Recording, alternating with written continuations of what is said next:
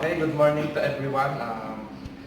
Before we start this presentation, I will introduce myself first. I am Alvin Rupenta. And I'm Sherwin Edril B. Alam. I'm Jerry M. Ateteng. And for this day, we present our product in our thesis. And our thesis is entitled The Impact of Security Door Alarm System at Alicia Vocational School. Paano siya ginawa?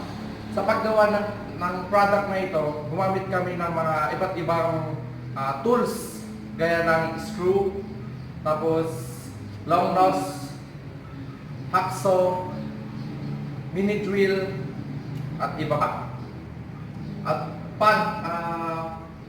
ano yung mga materials needed sa paggawa nito? Gumamit din kami ng 6 volts horn or yung busina ng motor. Tapos 6 volts DC battery, and then screws, tapos washers, metals, and wires.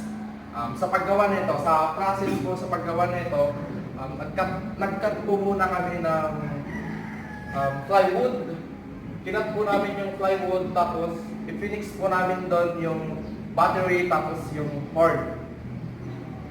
Tapos nilagyan namin ng 2 metal sa gitna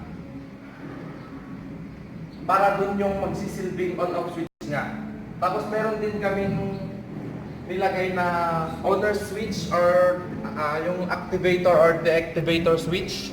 Ito po siya. And then ang purpose po ng owner switch para may ang purpose po ng switch na ito ay magsisilbing activator of the activator. For example, yung may-ari, siya lang yung authorized na pumasok. Pag siya ay pumasok dyan, i-open niya ito, hindi ito mag-propose ng alarm kasi naka-deactivate siya. Alam ng may-ari na may switch pa doon para hindi umune. And then, activator.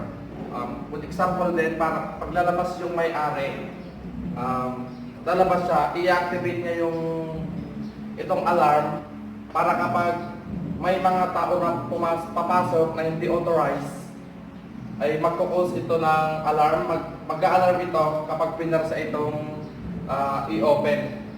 Kasi hindi sila authorized, hindi nila alam na may switch pa doon.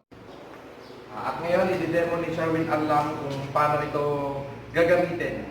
Si Sherwin Alam ang magsisilbing may-ari ng bahay o kaya yung teacher ng classroom. At kapag lalabas na siya, kailangan niyang i-deactivate muna ito, yung switch, at saka niya bubuksan yung pinto.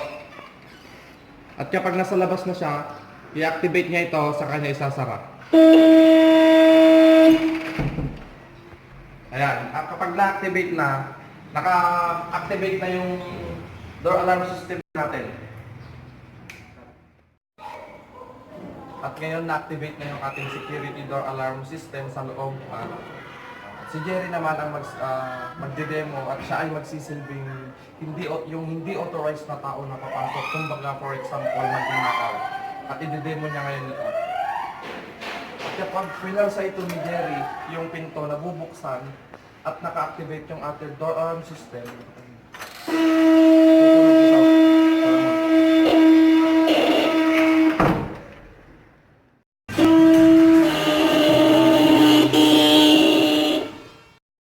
That's the end of our presentation on how our security door alarm system works and assembled. Suggestions and recommendations are open to improve our security door alarm system.